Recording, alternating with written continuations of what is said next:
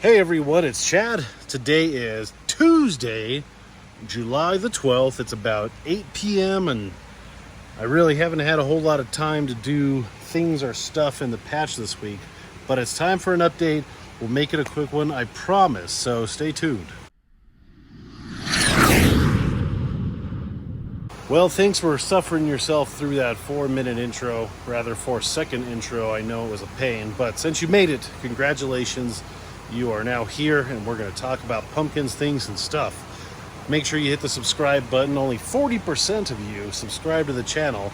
And if you like giant pumpkins and things of that nature, then you should subscribe, because why not? If not, you're not going to hurt my feelings, I promise. But the button's over there. Hit the little bell so you get a notification when a video drops every week or so. And that's all I got for you. Like I said, it's been a pretty busy week. I really haven't had a whole lot of time to do a lot of stuff in here.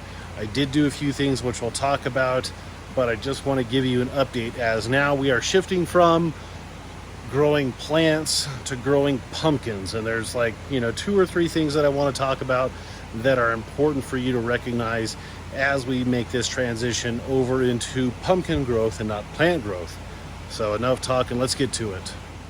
So here we are at the 1767 new. The plant itself is looking really nice.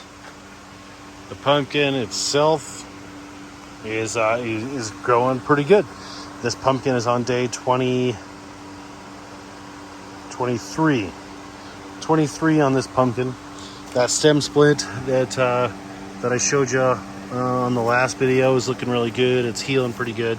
I threw this big fan on there because that little guy just wasn't doing enough. And I've been lifting up the vine with those pool noodles, because you should be able to tell this pumpkin is already kind of like at my knee. It's only 23 days old, so I think we're going to have a wheelie type of pumpkin here.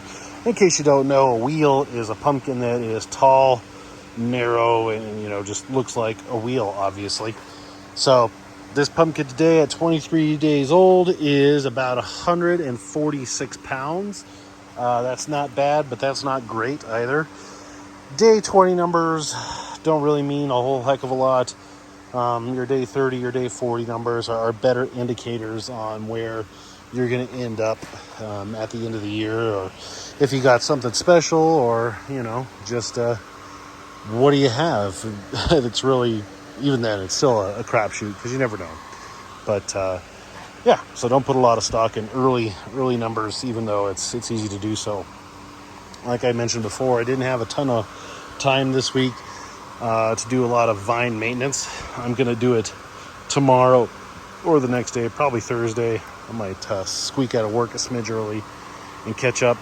We're in the home stretch as far as vine tending goes, so I don't want to fall flat on my face right here at the end. Yeah. So the things that I want to talk about that you need to be aware of as you get pumpkins growing is 3 things really. It's the vine maintenance on the stem of your pumpkin, keeping that lifted up, staying on top of that, addressing any cracks, and just making sure that nothing is going to go wrong with the connection from the plant to the pumpkin. That's something you should really look at every day, every other day at the least. That's the one thing I look at pretty much every day. And with that crack, I give it a spritz of that Daconol right there once a day, in the evening time or in the morning, just to be double sure it's not no cooties are taking hold. And then past that, it's the plant itself. That pumpkin is sucking up all the nutrients, all the go juice is going to that pumpkin. So anything past the pumpkin really starts to get small and spindly and thin. You can see the main vine right here right now is like the diameter of a pencil. So that's something that is normal, that kind of freaked me out the first few years. I'm like, what's going on? The leaves are getting smaller, the vines are looking crummy. Is the plant sick? No, it's not sick. It's just got a wee little baby that it's trying to take care of. The plant is trying to bring the thunder. Bring the thunder. Watch my Moby Mike's videos if you don't get that reference. So this pumpkin, like I said, 140 something pounds, looking really good. Speaking of Mike, this plant is just about done growing. I got one secondary vine there that's just about done. And then the thing that I did do today with my smoking hot wife Emily was we put down the growing boards. So I believe I talked about it last time, but this one's easier to see. You got 2 sheets of your mill fabric on top of a piece of foam. Some people use wood. I like to use foam that I have holes drilled in. And then on top of that, sand. The mill fabric's a real slippy surface, which careful when you walk on it. I'm almost fallen on my you-know-what a few times. And then the sand keeps the bottom of the pumpkin dry. If you get water or anything on it, that sand will help wick away the water. And then you'll see there, let me super zoom in. That main vine is parallel with the stem of the pumpkin. And then as the pumpkin grows, I will continue to lift that up.